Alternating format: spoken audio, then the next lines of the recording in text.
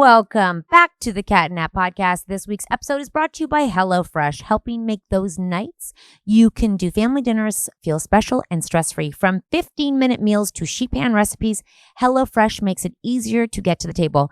I put a sticker up and Natalie said she was shocked because we can see the results right away about how often you guys sit down to dinner together. And you gave them the options 1 to 3 times a week, 3 to 5 times a week, and then what, 7? Or like 7, like not very much. Yeah. And 7's every day. Right. And it was mostly the middle one. Yeah. Which I actually found like pretty shocking because now we have kids in a lot of sports that do a lot of things. And for all of us to be in the house at the same time having a dinner together is a lot more rare. But I do know that some people don't have their kids in a ton of extracurriculars, or their husband is home at an early time for dinner. I will say that a lot of caveat is that they DM'd us after and was like, when the kids are in sports, that's how many times. And I was like, okay, guys, it was in general when life is going and life is busy, how many times do the entire family sit down and have dinner? And also, like, when are they not in sports? That's my point. My hard thing is that my little one is hungry after school. She's hungry. She can't wait till like a snack isn't going to satiate her. And if I give her a snack, then she's not eating dinner. And the dinner food is, especially if it's a good dinner, nutritious. It's going to be way better. So you're like, I want to feed you the meal. So you fill up on that. And you're lucky your husband works from home, because I bet if he didn't work from home, dinner may be better now because your kids are older, but you have a lot more flexibility with family dinners because he's home earlier. But my husband doesn't walk home. I don't really when I think about the family sitting down together. You don't include him because even if he's home, he's often not. He's like on a call or something. So he does sit down. Everyone is sitting down, including the dad.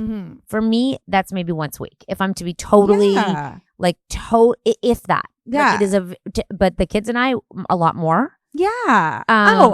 Sorry. I wasn't really including the dads in this. No, the dads.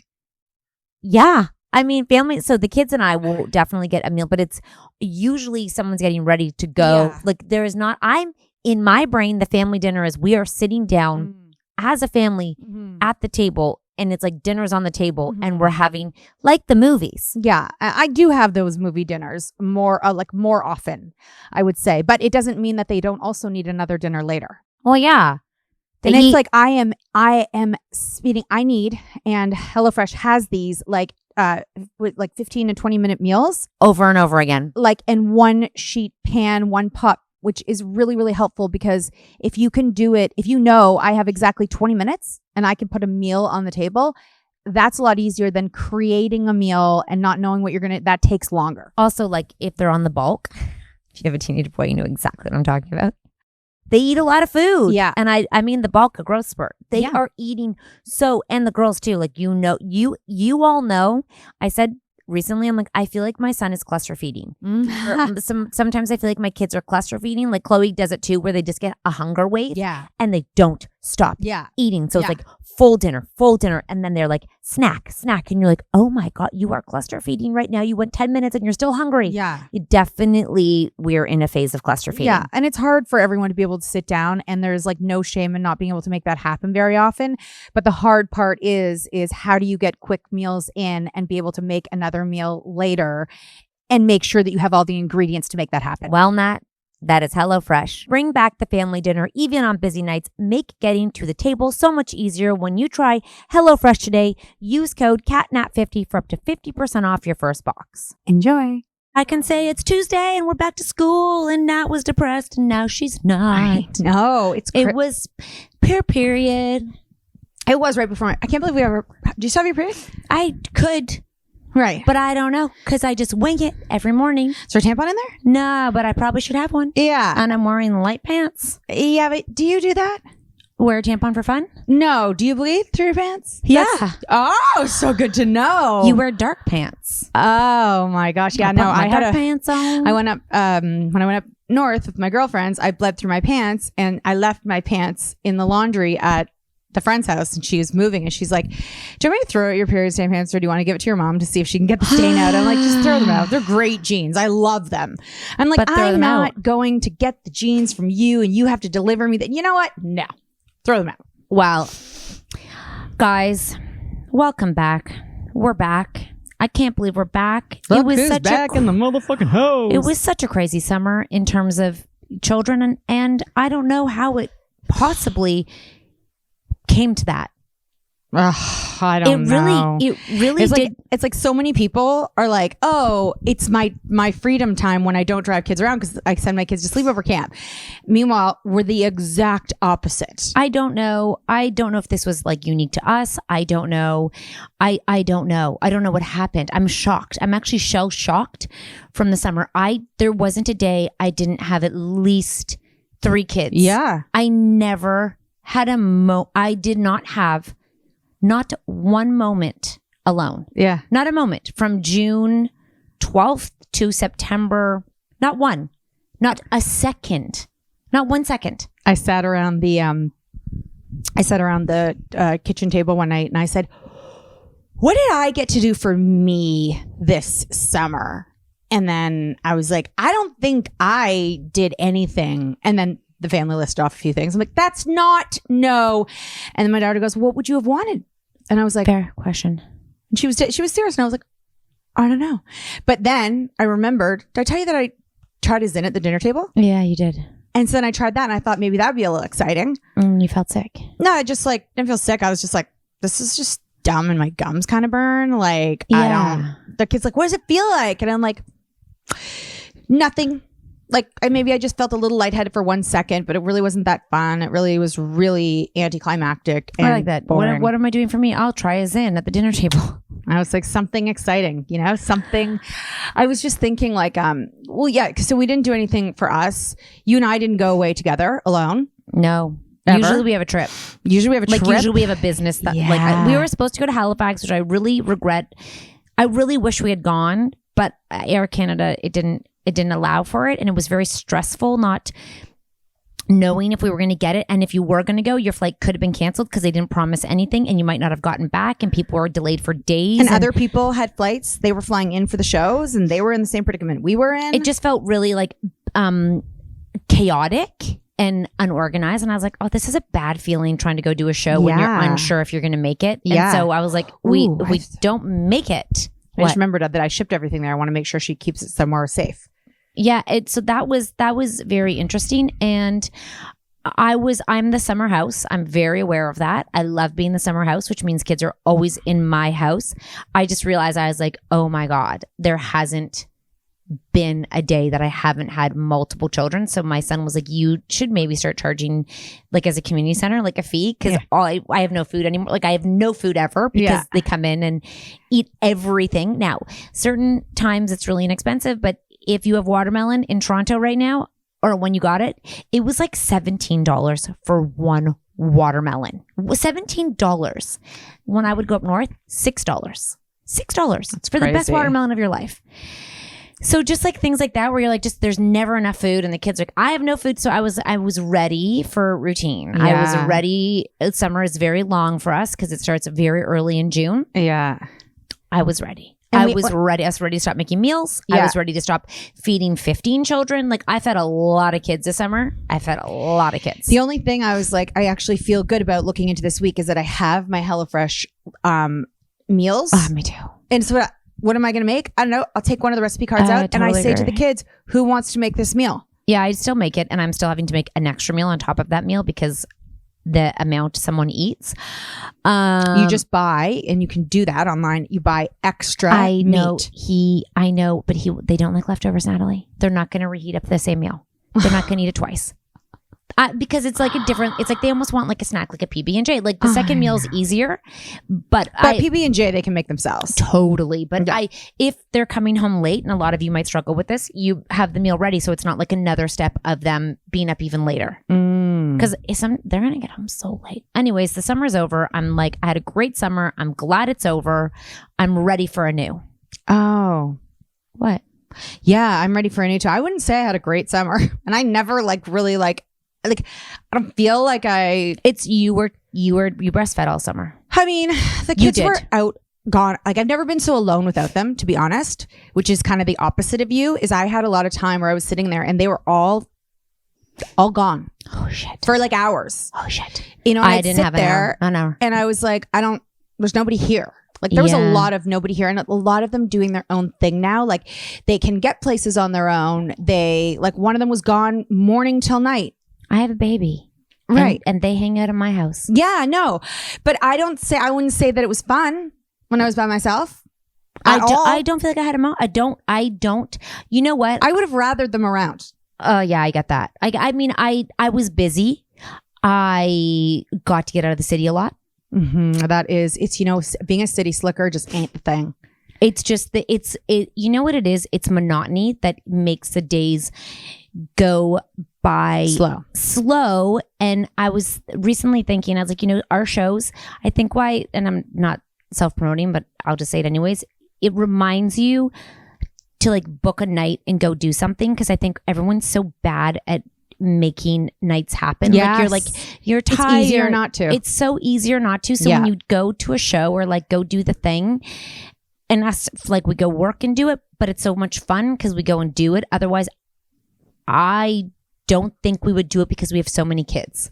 Yeah. And the thing is that every time you do book something and you do something, you say to yourself, I'm so glad I did that. I'm so glad I did that. I need to do that more often. And then you don't do it. It's like when we were in London for our show, London, England, and we did our shows. And when I was in London, I was like, I really like it here. It takes as long sometimes to get to London as it does to get to LA. I'm like, I need to come back here more often. Haven't been back since.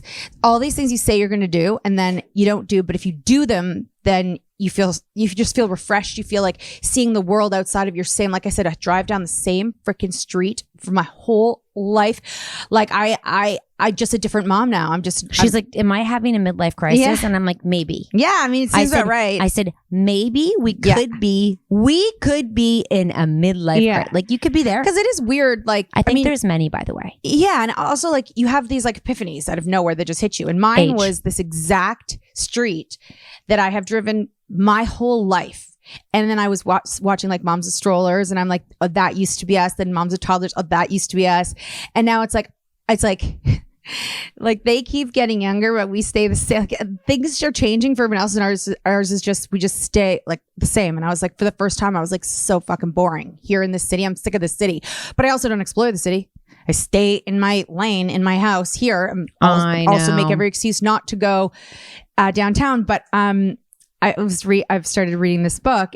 Reading? You started thinking about something else when I was talking. Did you buy a book and you're reading it? I bought a book and I'm reading it. What page are you on? I think I've just read the first chapter. Okay. Mm-hmm. Is it a regular thing you're reading daily? I think about it daily. Okay. And the book is about? So I originally saw the book because I was thinking about, you know, my kids in their life and where they're at. And I was really good when I was younger about like visualizing the future. Like I love playing pretend and looking at the future. And so I wanted to make sure that they knew that you can set standards for what you want to imagine your future to be. And one of them was just basically about not settling in life. Okay. Is it too late for us? It's absolutely not too late for us. That's why I bought it for me and I bought it for my kids, because one is the idea of a relationship and like finding love.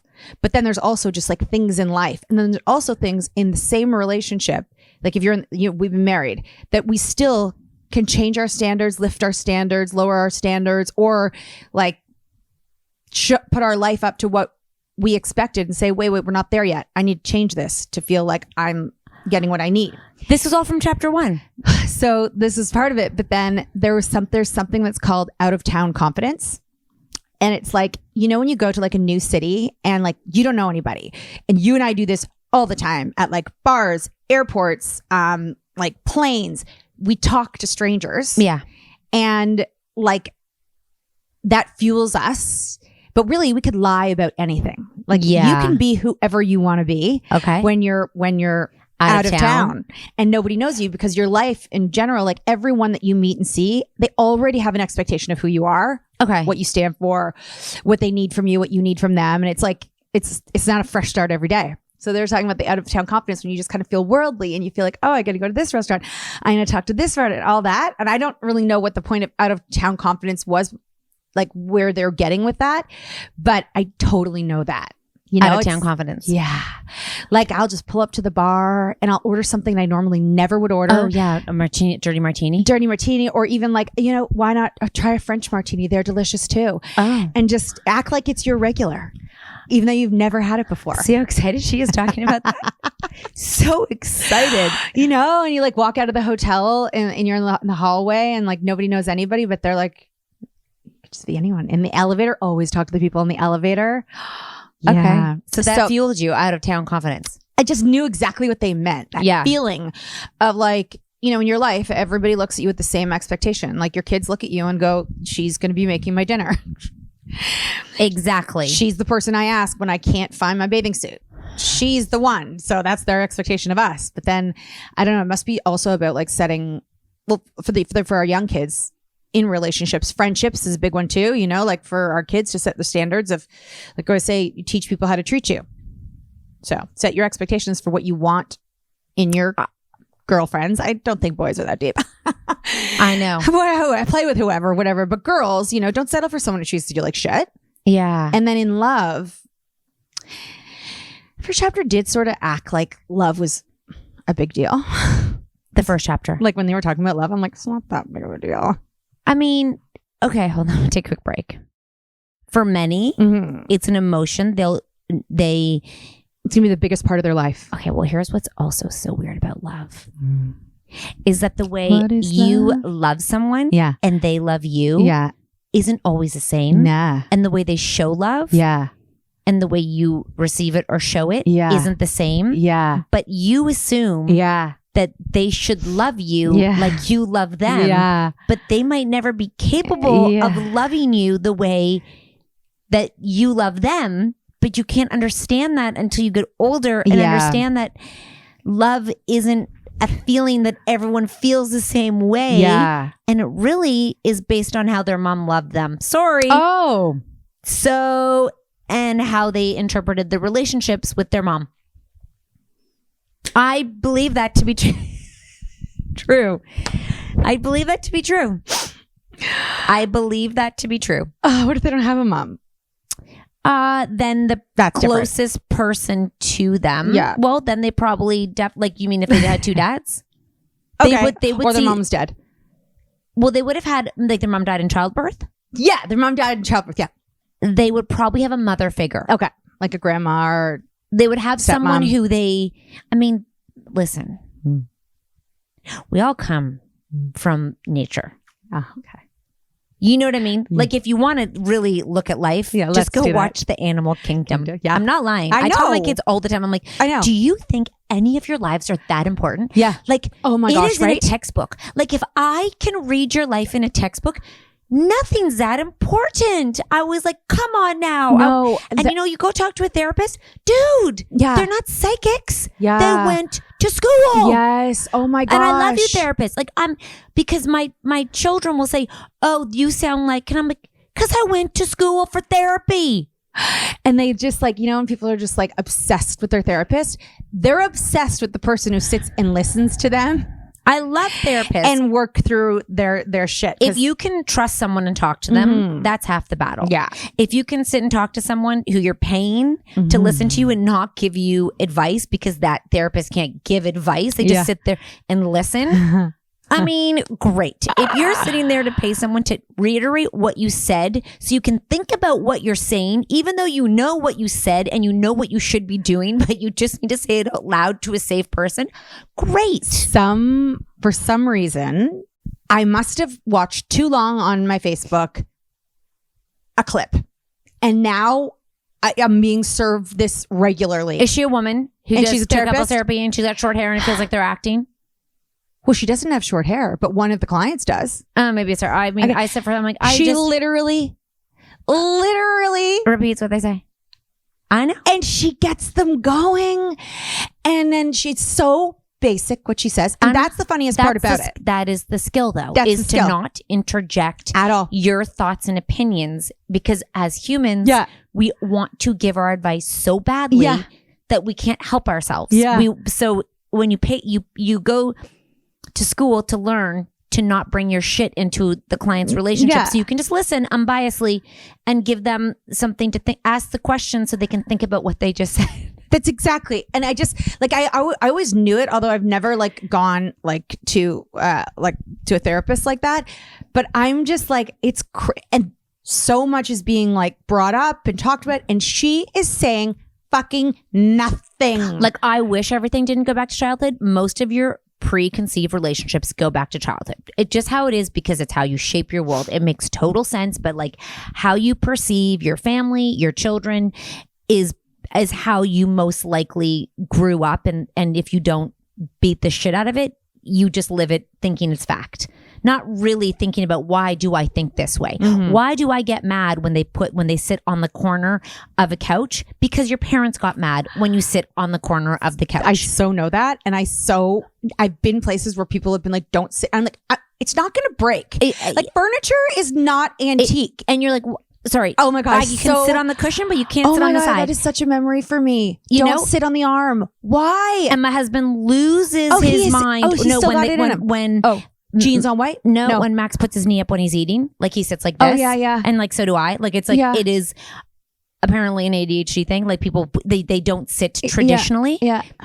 Every time Max does it, every time he loses his mind. And I'm like, dude, like, let's just focus. You are doing, it's just, we do the things oh my God, we were sitting on the arm just brought back so many memories. Don't sit on the arm. Okay. But furniture is made, like, you could sit on... Natalie. Sit on the arm. Natalie. I just had a flashback. Natalie. Don't sit on the arm. So, I definitely, I sit here and I like think when people think everything is so, I know I'm really devaluing a lot of people right now, but if you really step back and realize most of what teenagers do, what adults do, the wild's doing, and we're so basic because when teenagers are being assholes, they have to be to move out. Because if they were too attached to us, they'd never move out. So you wanna not be connected, or they're not leaving. When my teenagers do. Okay, when teenagers do typical teenager stuff, you're like, sometimes I see parents like reacting, like it's touching them. You know what I mean? I get mad. I'm like, they literally sound like they're talking from a script of a movie. Like, this is so typical that characters in TV shows and movies are told to say that exact same thing because it's so typical.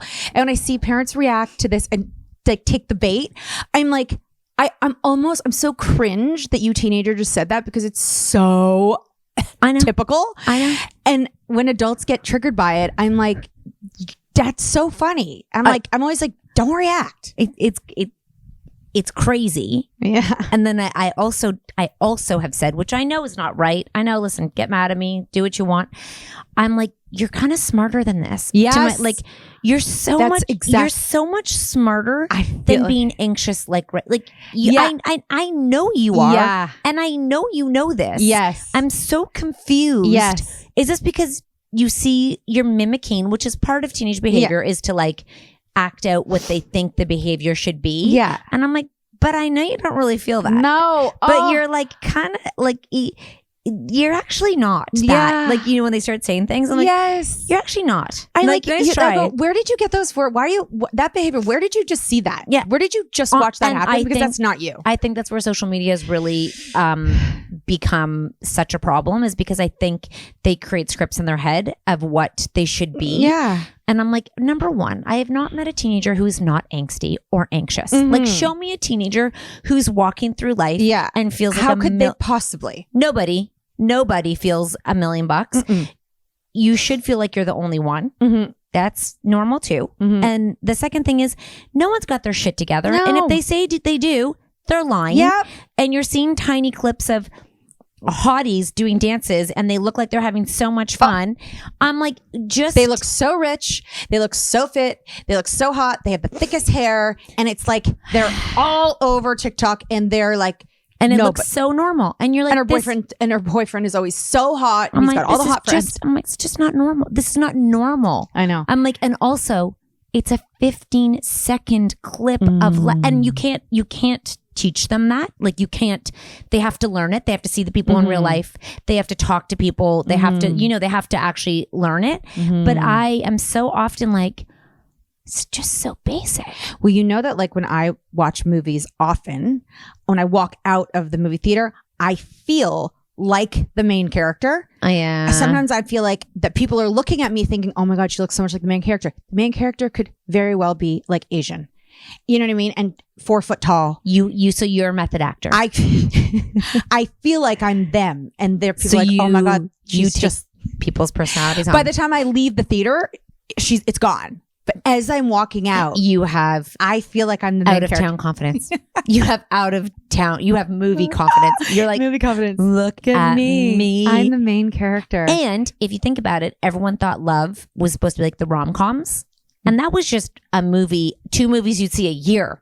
And we created Life on Cinderella and rom-coms. Now they're seeing it all day for 15 seconds. They fucked. Like, kind of. Because rom-coms always end up perfect. And the guy's cute and he's like kind of a ding-a-ling. And He's then he's never like, poor. No. And so I feel like it's like they need to live it to learn it, but they can't because it's all they know. Yeah.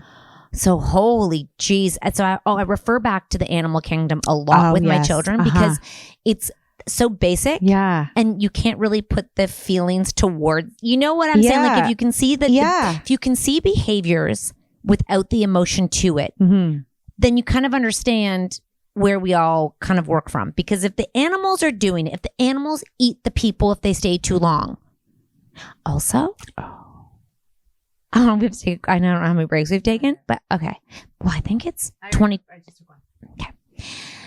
This might work for you. This might not work for you. Call me crazy. Call me whatever you want. But in the dog world, if you are skittish, shy, like too docile, you get attacked. Right. People will say, my dog has never attacked a dog. Yes. If your dog has an energy that is the dog doesn't like, they'll fight. Yeah. If you have a dog, you know, okay? So that they just have some dogs just don't like each other. They'll see each other and they'll have this energy. Yeah, the dogs could walk by 400 other dogs, but that one dog, they have an energy, okay, for no reason. And I said, that's humans. And I'm like, sometimes you want to find a reason why you can't click with that person. There is energies between 2 people that you can't actually put your hand on. And unfortunately, you're stuck with these people for a very long time. Like our children are stuck with the same people for a very long time. So to tell them to ignore it, to blah, blah, blah, blah. I'm like, sometimes you just have to understand that you have to alpha the energy. Yeah. And be like, I actually don't accept your energy. Yeah. And I read an article last night that said if someone insults you, you feel actual pain. Like your brain doesn't know how to decipher the insult as something that like sticks and stones. They don't know how to do that. Like even adult brains? Yeah, no, it's like you feel it, right? Because your brain can't decipher between pain and words. Like you think it can, but your body still like takes it on. Okay. So you're supposed to insult them back to make your brain process it. So let's just... I would feel like it immediately in a lot of cases I'd be like, that's not true. Okay. In my mind, I'd be like, actually. So to process it, you're supposed to say like, let's just say you're like, oh, nice shirt. What are you, 90? The article, I'm going to have to find this because I kind of read it last night. I was sort of laughing because it's the exact opposite of maturity. Yeah. It's like the exact. Okay, so I can go back. Well, but because I guess some people hold on to things. Right. So those stripes make you look wide. Yeah. And I'd be like, well, at least my ass isn't as wide as yours. Sorry, we keep going back and forth because I already got the 90-year-old shirt. Now I insult you. No, sorry. No, I already did it. Sorry. Okay, so are you insulting me or am I insulting you? You started with my 90-year-old shirt. Okay, and then you go, oh. Those stripes make you look wide. Yep. So and then it ends? And now you have... Or do we keep going? No, now you feel better. And you're like this. Oh, like you've taken that person down to feel like, oh, I don't really know how to respond to that now. And your body can process it better. So online, if someone's like, oh, you're like this, you're supposed to... I was actually fascinated by the science because your brain can't actually... They take it as like a pain rather than an insult. I feel like... Maybe not everyone. I just read the science behind insults and why you kind of get like, why does one insult impact people when compliments don't? Right. I feel like I very easily like agree with a compliment, but if it's an insult, I feel like especially online, either I'm like, it's actually not true. Or I'm like, most people will look at them. Or I'm like, yeah, Actually, you're right. Like if someone's like, I hate your shoes. I'm like, yeah, I don't like them. Yeah, you're right. I didn't really like them anyways. I think it depends on who it's coming from. Yeah. But I think that, kids and teenagers, often they say things they don't mean. Yes. So if it's bothering you, you're supposed to say something about it, to process it so you don't sit with it in your body. Wow. I know. I'm not suggesting you do. You're fat. You're fat. No, I think you're supposed to say, at least I'm not as fat as you. Oh, wow. Yeah. I have to find the article. It's kind of crazy, but it was science-based. Once again, science-based on how your body processes it and how you can not make it sit in you. You fire back and it gets rid of it. I was like, holy shit. You're a bad driver. I am. Yeah. Oh, it's like your teeth are so big. Yeah. True. It's actually a true fact. My point was that in the world, in the animal kingdom, there's just some people who just don't get along, and they actually go at it, and they will fight if they just don't like each other. Yeah. So I feel like if I'm pretending I'm a dog right now, I feel like I'm fine with a lot of dogs, but I find that somebody in my house has a lot more often issues with dogs, issues with other dogs, just for no reason at all. Energy. Just like, I don't like that person. I don't like that person. I don't like that person. And like, we are specifically talking in our family about a group of people that we know. Yeah. And the person in my family could probably pick out in that group like 6 that would rather not. And I'm like, I'm actually good with every single one of them. It's good to know. Mm-hmm. It's good to know because sometimes it's your energy, but you can't decipher between the two. But sometimes there is just a thing that you can't, because everyone wants a reason. They want a why. They want to be liked. And if someone just has an energy, I'm like, it might be nothing. It's just you two together. Nope. It's like a repelling, because watch the dogs. They walk by each other. They don't even know each other. And they're just, it's sometimes right down to a breed. Certain breeds don't like each other. Have you ever met someone and just immediately was like, actually, some of my kids' friends, I can tell right away, like based on. What about adults? Okay. Not that I don't like them. I prefer their, I don't like, I'm getting off. I don't not like people. I don't have much in common with the way they interact with me.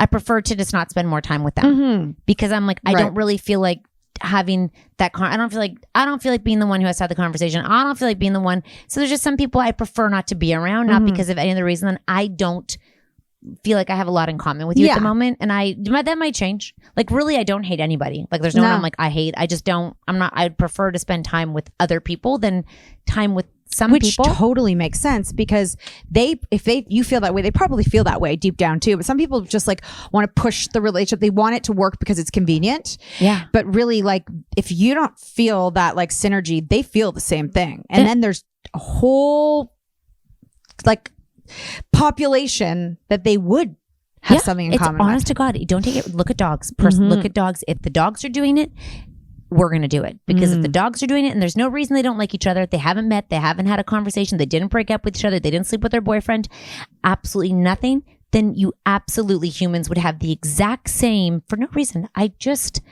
don't have anything in common with you, and I prefer not to be with you. Yeah. Doesn't mean I hate you. Doesn't mean you're bad. Just means no thanks. Oh gosh, you know what that just made me think of? Imagine you had an arranged marriage and you had to marry that person, but you had that immediate. I think you'd find something in common with them because you agreed to arrange. Oh, but maybe you didn't agree to it. Well, then that's force for me. Yeah, your parents did it. Force for me? Force for me. They would know they're going to get force for me. Oh, they knew their whole life they're going to be force for me. So they'd have to like, I have to get force for me. Like I probably am. If I'm force for me in this, I'm going to be, I'm kind of a little bit more open-minded for force for me. Fine, I'll do it for the family. Confirming that force for me isn't a new word. It's not a word. It's not a real word, right? Forced marriage together. Force for me. Force for me. Yeah, okay. You're forcing me. Because sometimes people say words I've never heard of before, and I'm like, is that a real word? But force for me is force Max for me, and I make words up. Yeah, force for me is a new word for forced marriage. Forced marriage. Force for me, or anything you're forcing me to do. You're forced for me, and I don't want to be forced for me. People are like, what? I'm like, what? You don't know that word? I do think though that looking at the animal kingdom really does take out a lot of personal feelings towards life. You know what the other thing is that look at an aerial from space of Earth. Why? It's so basic. We're so insignificant. It's so big? In the Earth galaxy. is so big? We're so small. In the world. And if Earth is that small, imagine what we are. We are Earth less. is that small. Then Earth imagine is the small. people. Yeah. The galaxy is so big. We I know, are but so insignificant. But teenagers think they're I know. so important. Sometimes I really flip-flop back between feeling like, what is this life? It's all like, I mean, are we all just robots? And like, is this all insignificant? There are real robots. And then there are moments that I'm like, where life feels big. But then I can flip-flop back and forth. Yeah, I think you're evolving. I just feel like... You're aging. Yeah. I think I'm realizing life is less the hard thing than is, I thought it was. The hard thing is that the teenagers feel like it's so their moments are so big, 100. and you're like, if they could, you want them to grasp it so much earlier, but they can't. Like you're like, guys, like just like hold on for 1 second, like just like really like think for a second. This is like a moment. This is the best is when they can actually give perspective. Like when my oldest will be like, I know I'm acting. I know I sound stupid. I know she's good like that. And she could just say it because I'm thinking that the other boys, when they have those teenager moments, they'd be like, that wasn't typical. Like that wasn't like, like what? That's normal. Like it's totally normal. You know what else is shocking? Is my oldest is quite protective. I guess I am too, and is not giving second chances to many. She is like. It is like open. You fuck with her, drop. It's quite shocking considering how easygoing she kind of like, it is. A lot of teenage girls are like that, by the way. Good to know. Because I was a little bit like, no, because other people are like that too. I think it's very much like, screw you, fuck them. Okay. They were ugly anyway. I think she said that. She would not be the only one. That's what I think teenage girls do that. I feel like you diss my person. Fuck you. Later. Move on. I know. It's shocking to watch. And there's lots of TikToks like that Good say to know. like you wronged my person, my thing. Yeah, and she'll threaten my other two regularly. What do you mean? Threaten She'll them? be like, if I will be checking your phones every 5 days. And if I see something on there I shouldn't, like she's so strict with that. And I'm like this. I'm scared. I'm like scared of her. They're going to have to block her. Oh my God, she should be a principal. She could be a principal. She is so like honest to God. I heard her threaten Chloe recently. She's like, I will be checking your phone. And if I see anything on there, parents check the phone, and that's impolite. When you say just KK, you say, no, sorry, I can't today. Teaching her, I was like, you know what? She could be a warden at a jail. I could see that for her too. Cheat with her long nails, a warden. Scraping along the wall. Get it together. Yes. Or like a mean lady in an orphanage. I was like, who are you? I was afraid of her. I'm like, you two better listen up. She's gonna show up at the party and drag you out if you're not careful. She's like, I can't trust this lady. By your ponytail. This household is a ruckus. You get your shit together, get lined up. It's firstborn. It must be firstborns are kind of scary. Oh my, she's more. I'm like this. What's wrong with you? Oh, it's so good. What's wrong with you? Like, oh God. I'm like, kids. Lighten up.